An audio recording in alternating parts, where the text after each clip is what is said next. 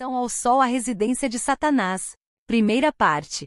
Por milênios o ser humano tem adorado o Sol diretamente ou indiretamente até os dias atuais. Alguns conscientemente e outros de forma inconsciente, mas nenhum será inocentado porque ambos tiveram a escolha entre a verdadeira e a falsa adoração. Para nossos primeiros pais foi organizado por Deus a forma correta para ofertarem ao Eterno suas gratidões e a correta adoração. Abel apresentou de seu rebanho o melhor que tinha e foi de agrado e aceito por Deus. Seu irmão Caim tinha boas intenções e ao ofertar ao Eterno Deus escolheu o melhor que tinha e não foi aceito. Caim não ofereceu sacrifícios de baixo valor ou defeituosos. Da mesma forma como a de seu irmão que tinha custado o suor de seu rosto ele procedeu. O que fez a diferença é que o de Abel estava dentro dos princípios estabelecidos pelo Eterno que a oferta seria com sangue e a de Caim, embora fosse o melhor que ele possuía, não tinha sangue a ser ofertado. Neste tempo ficou estabelecidos dois tipos de adoração.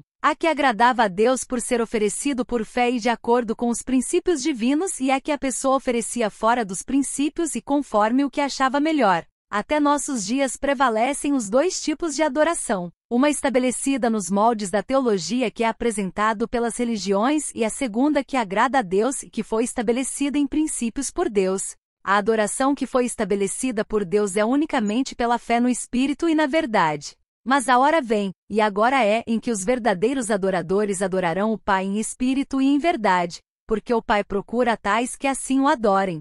João 5, versículo 23. A adoração estabelecida pelas religiões é por intermédio do dízimo, ofertas, pactos e da liturgia institucional. O próprio Cristo afirmou que Deus não está em busca de religiosos e sim de verdadeiros adoradores que o adorem em espírito e em verdade. Sendo assim, os verdadeiros adoradores não são os que estão filiados em uma determinada religião ou frequentando algum templo. Poderá em um templo ter verdadeiros adoradores, isto depende em que moldes é estabelecido a adoração. Isto não quer dizer que uma irmandade que congrega na casa de uma pessoa sem nenhuma filiação religiosa não seja composta por verdadeiros adoradores, ou que nos templos não tenha verdadeiros adoradores, embora a forma que é formalizada constitui na falsa adoração.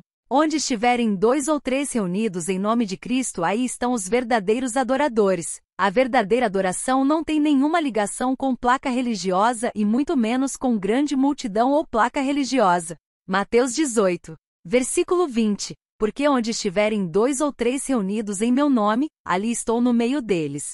Ficam os seguintes questionamentos. Qual o interesse que Satanás tem de direcionar a adoração diretamente ao Sol? Não seria mais conveniente direcionar a ele mesmo já que ele quer ser adorado? Neste caso não haveria necessidade de levar o ser humano a adorar o Sol por meio do paganismo ou do cristianismo apostatado. Possivelmente você estará pensando, se ele direcionasse diretamente a ele, não teria conseguido levar tantos bilhões a adorá-lo como estão adorando o Sol. Não concordo porque ele teria conseguido os mesmos bilhões que adoram o Sol para adorá-lo de forma direta. Quando o imperador queria ser adorado, a adoração era direcionada ao lugar da sede de seu governo, jamais ele direcionava a outra localidade. Embora existissem templos ídolos representativos de sua pessoa, mesmo os adoradores eram direcionados à sede do governo. Vamos analisar alguns textos bíblicos para podermos descobrir por que Satanás direcionou a adoração ao Sol respectivamente e jamais a sua pessoa aqui na Terra. Seria mais lógico ter direcionado a terra onde supostamente as pessoas acreditam que ele mora com seus demônios. Baal é o deus Sol e as colunas, também conhecidos como obelisco, simboliza o pênis do deus Baal ou Ra. Segundo Reis 10, versículos 25 a 27. Casa de Baal, e tiraram as colunas que estavam na casa de Baal, e as queimaram. Também quebraram a própria coluna de Baal, e derrubaram a casa de Baal. O obelisco é uma antiga invenção egípcia. Os egípcios acreditavam que o espírito do deus Sol, também conhecido como deus Ra, habitava no obelisco que era o órgão sexual do deus Ra. Portanto, 3 vezes ao dia, se possível, adoravam e faziam preces ao obelisco, sempre voltados para o Oriente. O maior obelisco no mundo atualmente é o Monumento a Washington, na capital norte-americana.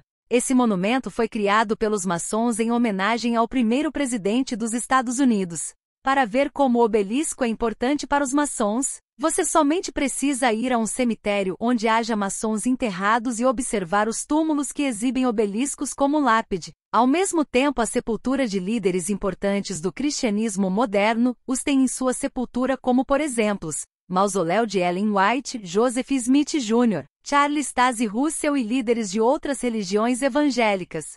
Algumas igrejas as ostentam em seus templos: adventista, presbiteriana, mormons, testemunhas de Jeová, católica, batista, entre outras. No decorrer desta análise serão expostas algumas fotos para ilustrar bem a relação entre as igrejas evangélicas e a adoração ao sol. Embora elas neguem, as fotos falam por si mesmas e contra fotos não há argumentos. Diante das fotos apresentadas não há como provar que não é verdade. Existe uma ligação muito forte entre uma ala do cristianismo com a adoração ao Deus Sol com variadas representatividades, e o Natal é uma forma cristianizada de adoração ao Deus Ra, Sol. A batalha que estamos travando não é terrena, e sim, espiritual nos lugares espirituais, ou seja, abrangendo o sistema solar no qual habitamos. Porque não temos que lutar contra a carne e o sangue, mas, sim, contra os principados, contra as potestades, contra os príncipes das trevas deste século, contra as hostes espirituais da maldade nos lugares celestiais. Efésios 6, versículo 12. Continua. Autor: Eurias Rodrigues Carneiro.